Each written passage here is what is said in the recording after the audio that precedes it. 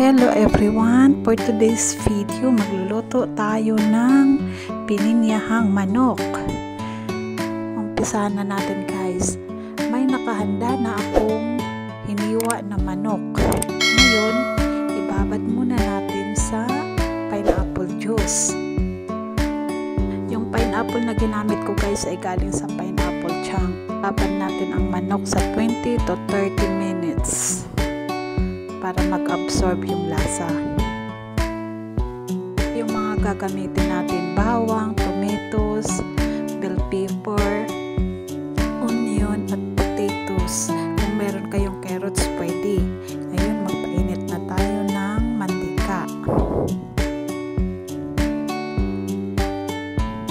Kunti lang yung ginamit ko dito na mantika kasi ayoko nang masyadong mamantika. Pero kung gusto nyo ng medyo madami, okay din naman.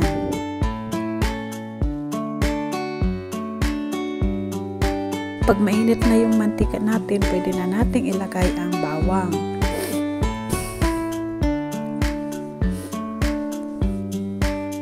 At ilagay na rin natin ang sibuyas.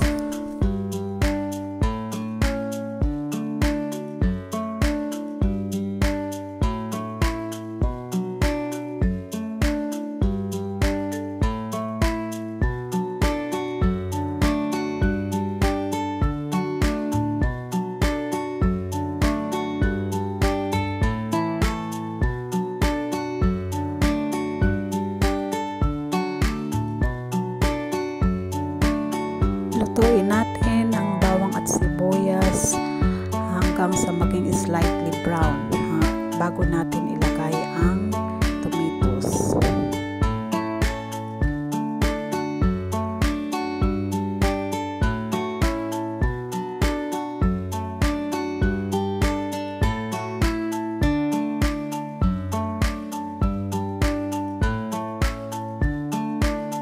Lutuin muna natin ng bahagya ang tomato bago natin ilagay ang manok. So ngayon pwede na siyang ilagay.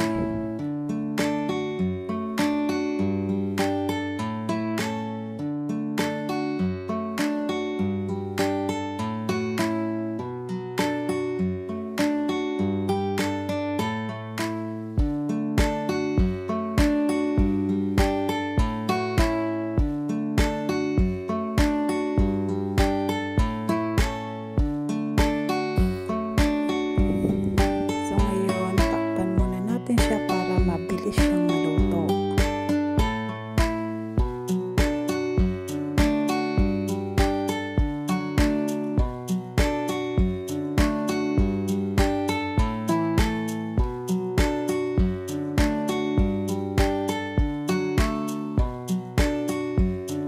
Ayan po, medyo luto na yung ating manok kaya nilagay ko na rin yung patata.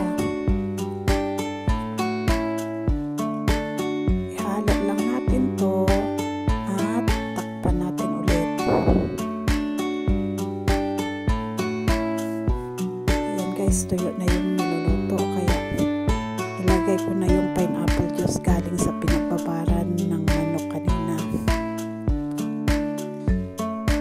Ngayon pwede ko nang ilagay ang fresh milk or pwedeng gata ng niyog. Pero wala kasi akong gata ng niyog kaya fresh milk na lang yung ginamit ko. Ngayon takpan natin ulit para mabilis siyang maluto.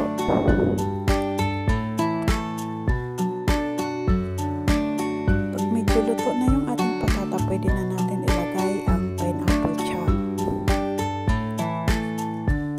Maglagay na rin tayo ng asin at durog na pamienta.